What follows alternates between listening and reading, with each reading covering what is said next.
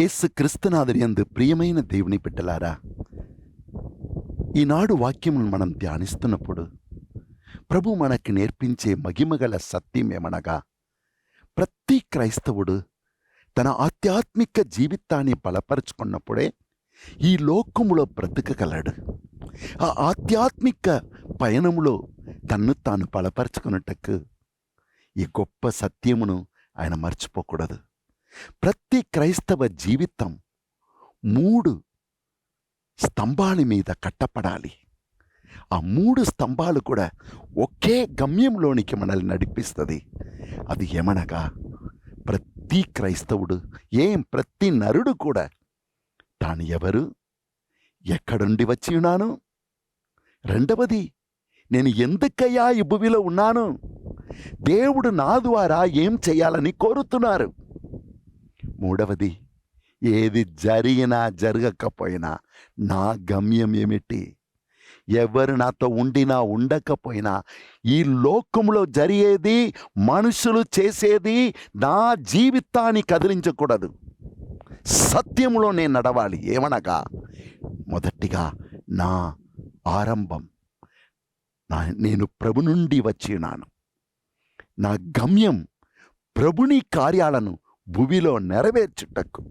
నేను ఒక కుటుంబంలో ఉన్నానంటే దేవుడు ఎందుకయ్యా ఈ టైంలో, ఈ స్థలములో, ఈ వాతావరణంలో నన్ను ఉంచి ఉన్నాడు? దాని వెనుక దేవుని ప్రణాళిక ఉన్నది.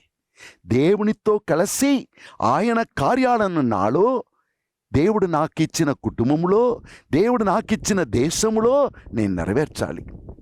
ఆయన సంకల్పం నెరవేర్చుటకు నేను ఆయన బిడ్డగా ఉండాలి. ఆయన దానికోసం నన్ను ఎన్నుకొని ఉన్నాడు. మూడవది, ఏది జరిగినా జరగకపోయినా నువ్వు చేరే గమ్యమును నువ్వు గమనించాలి. నదిని చూస్తున్నాం, అవి ప్రవహిస్తుంది. ఆ నదికి తెలుసు, వెళ్ళగా వేచి ఉన్న ఆ వేడి ఇసుకలో ఆవిరిగా మారిపోతుంది. అయినను తన గమ్యాన్ని ఆపదు. తన గమ్యాన్ని ఎంతవరకు ముయించాలో. కొన్నిసార్లు దారిలో రాళ్ళు, ముళ్ళు అన్నీ ఉంటాయి, కానీ అది ముందుకు సాగిపోతూ సాధ్యంత వరకు తన పనిని చేసుకుంటూ ఆ నీటిలో కలిసిపోతుంది, సముద్రంలో, లేకపోతే దారిలోనే ఆవిరిగా మాయమైపోతుంది. కానీ తన గమ్యాన్ని మరువదు. మనము కూడా, నేను ఎక్కడికి వెళుతున్నా, ప్రభు నుండి వచ్చి ఉన్నా, ప్రభు కోసం ఈ భూమిలో పంపబడి ఉన్నా, ఉంచబడి ఉన్నా, ఆయన దగ్గరికి వెళ్ళిపోతా. ఏది నన్ను ఆపలేదు. ఈ జ్ఞానము కలిగి ఈ 3 స్తంభాలు, నా ఆరంభం, నా గమ్యం, నా ముగింపు స్థలం, దాన్ని పట్టుకొని క్రైస్తవ జీవితాన్ని తల ఎత్తుకొని దేవుని బిడ్డగా, దేవుని పరిశుద్ధాత్మ ఇచ్చే వరములు, ఫలములతో జీవించాలని పిలుస్తున్నారు. ఈనాడు మొదటి పట్టణం చూశామంటే, ఎప్పుడు అపోస్తలులు అందరూ దేవుని పరిశుద్ధాత్మతో నింపబడి, శక్తితో నింపబడి దేవుని వాక్యం బోధిస్తున్నారు. ఒక్క ప్రసంగంలో 3000 మంది ప్రభు దగ్గర చేరుకున్నారు. ఇంకా ప్రజలు చేరుతున్నప్పుడు దుష్టుడు మధ్యలో సమస్యలను తీసుకొని వస్తున్నాడు. వారిని 2 గ్రూపుగా మార్చేస్తాడు. దుష్టుడు ఎంతో మంది మనసులో ప్రవేశించి ఈ విషమును పెడతాడు. మనుషుల్ని మనుషులుండి వేరుపరుస్తాడు. జాతి పేరిట, భాష పేరిట, ఎన్నో కారణాల ద్వారా ఉన్నవాడు, లేనివాడు, డబ్బు ఉన్నవాడందు ఒక క్లబ్లో ఆడుకుంటాడు, పాడుకుంటాడు, కానీ పేదవాళ్ళని పక్కన కూడా పిలువడు. ఇటువంటి భయంకరమైన లోకంలో ఉన్నాము.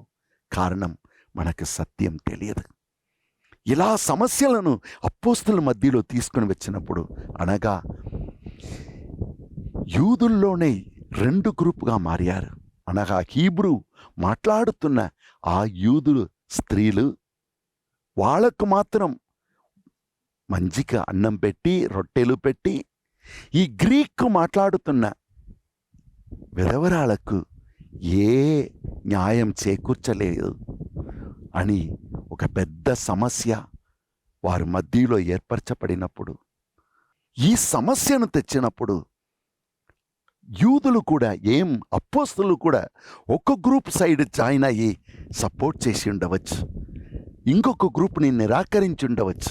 లేదు, వారికి తెలుసు, నేను ఇక్కడ అపోస్తలుడిగా ఉన్నానంటే ఇది నా వలన కాదు, నేను ఏమై ఉన్నానో అది దేవుని కృప. 1 కొరింథీ 15:10. దీన్ని ఎరిగిన అపోస్తలు మనం ప్రభు నుండి వచ్చినాము, ప్రభువే మనల్ని ఎన్నుకొన్నాడు అని ఆరంభమును వారు క్లియర్గా వారి పునాదిని స్ట్రాంగ్గా పెట్టుకున్నారు.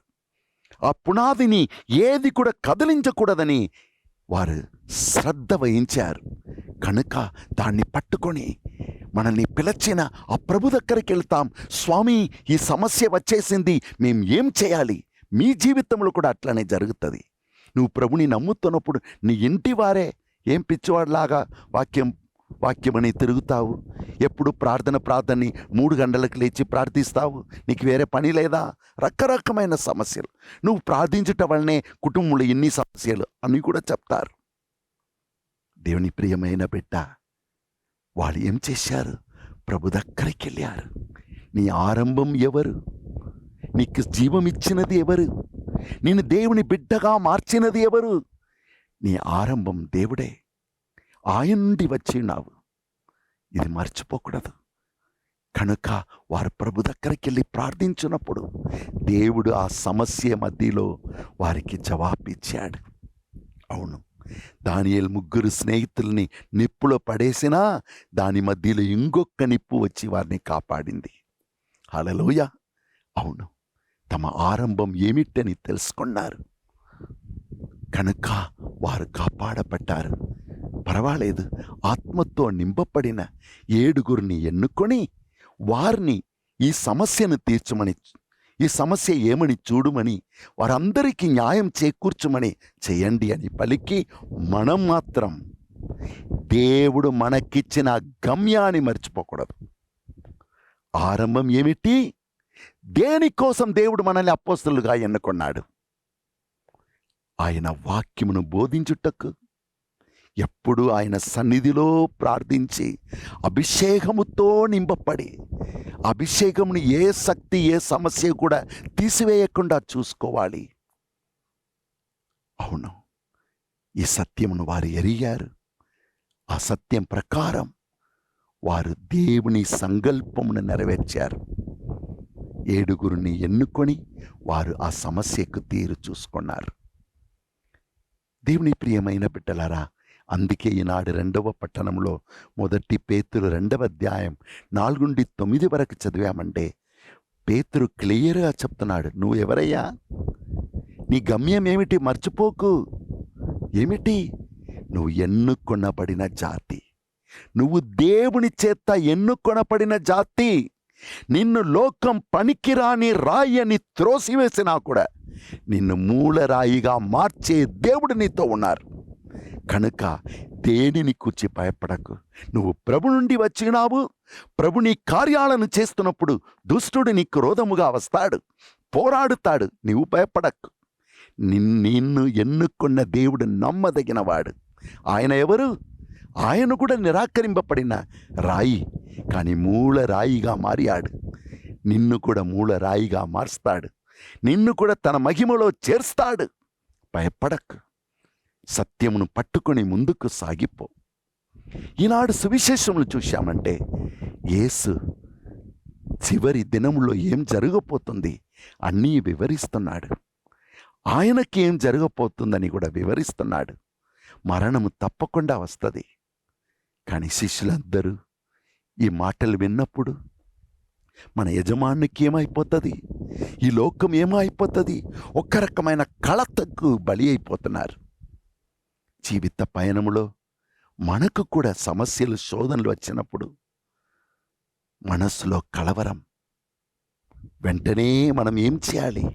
ప్రభు పలుకుతున్నాడు, భయపడకు. కలవరం నిన్ను భయములోనికి, సమస్య కలవరం ఏర్పరుస్తుంది. కలవరము భయమును తీసుకొని వస్తుంది. ఆ 3 కలుసుకున్నా డిస్టర్బ్డ్ జీవితం జీవిస్తావు, రాంగ్ డిసిషన్ తీసుకుంటావు, జీవితమే గందరగోళం అయిపోతుంది. కనుక నువ్వేం చేయాలి? నీవు ఎవరు? నీ గమ్యం ఏమిటి? నువ్వు ఎక్కడికి వెళ్ళాలి? భయపడకు.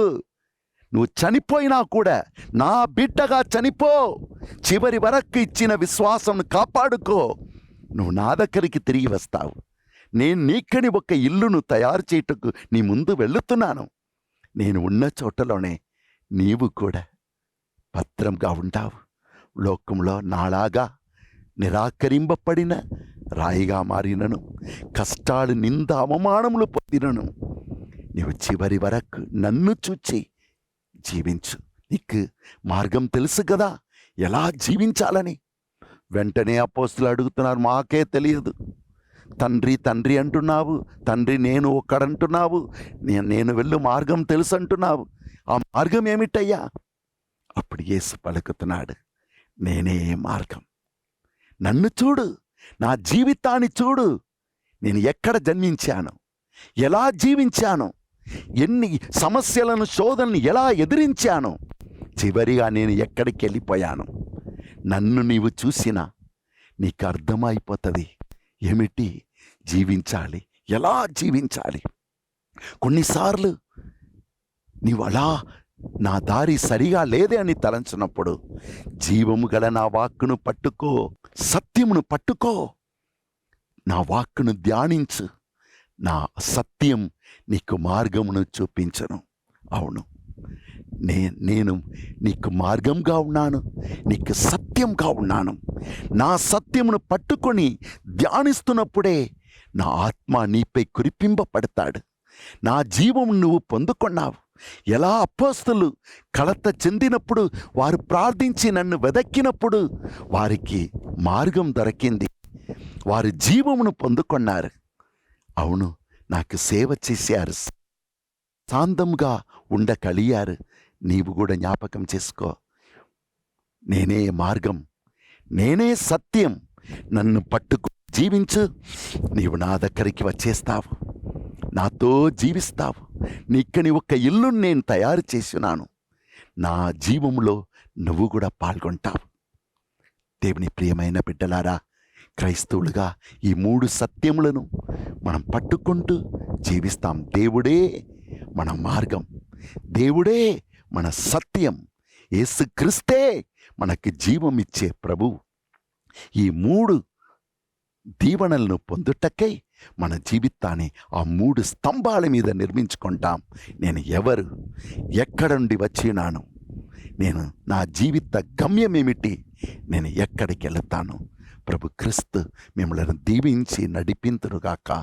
ఆమేన్. సర్వశక్తిగల సర్వేశ్వరుడు పితా, పుత్ర, పవిత్ర ఆత్మ మేము దీవించి కాపాడుదురుగాక. ఆమేన్.